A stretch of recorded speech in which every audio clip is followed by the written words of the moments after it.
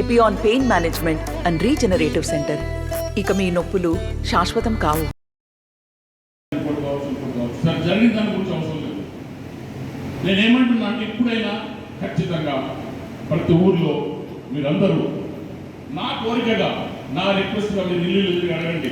Assembly ఎన్నికల్లో ఎందుకు పొరపాటు పడ్డారో ఏం పొరపాటు పడ్డారో ఇప్పుడైనా ఖచ్చితంగా ఈ ఎలక్షన్లో రామానాయుడు గారికి కారు గుర్తుకు ఓటేసి ఖచ్చితంగా గెలిపిస్తే మళ్ళా మనం చేసిన తప్పుని సరిదిద్దుకోవాలని అందరికీ చెప్పండి.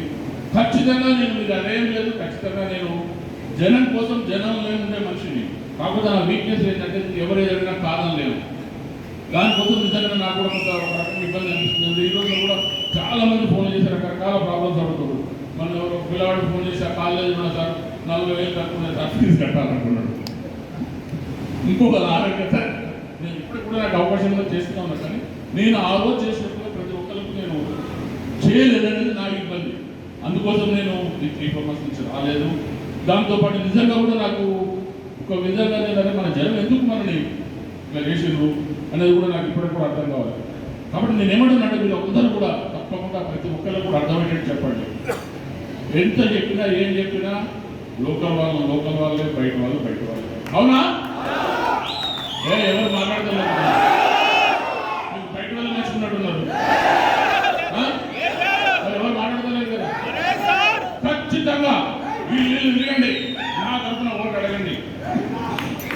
ఆ రోజు ఉపేంద్ర రెడ్డి గారికి వేయలేదు, పర్వాలేదు. ఇప్పుడైనా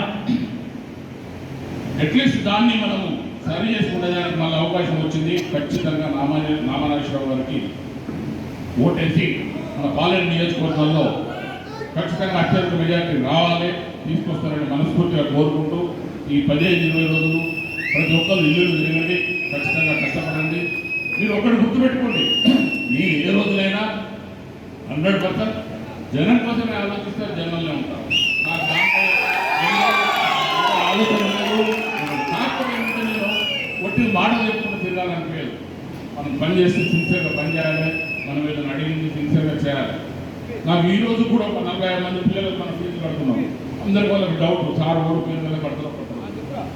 నేను అందరికీ చెప్పిన బాబు ఏం పర్వాలేదు, నెలకు సంవత్సరానికి 20 లక్షలు అవుతుంది, 2,000 మీ చదువులు అందరికీ అయిపోయినా కడతామని చెప్పిన కడతాను. కాబట్టి దయచేసి మీరందరూ కూడా ఎక్కడ కూడా మళ్ళా లాస్ట్ టైం జరిగినట్టు పొరపాటు జరగకుండా ఇల్లు తిరగండి. నా తరఫున నాకు అడిగిన దానికంటే ఎక్కువ అడగండి. ఖచ్చితంగా ఈ ఓటు ఉపేంద్ర రెడ్డి గారికి వేసినట్టే నేను అడగండి. ఖచ్చితంగా నామానాగేశ్వరరావు గారు ఓటేసి మనస్ఫూర్తిగా గెలిపించాలని, అత్యధిక మెజార్టీతో గెలిపించాలని మనస్ఫూర్తిగా కోరుకుంటున్నాం. ఎప్పటికీ మీ వాడే ఉపేంద్ర రెడ్డి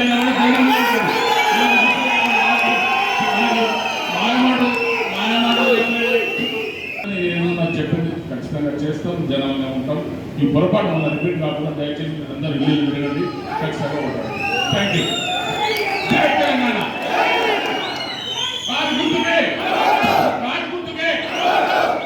మరిన్ని వీడియోస్ కోసం ఛానల్ ని సబ్స్క్రైబ్ చేయండి. లేటెస్ట్ అప్డేట్స్ కోసం వాట్సాప్ ఛానల్ ని ఫాలో చేయండి. అండ్ లింక్ డిస్క్రిప్షన్ లో ఉంది.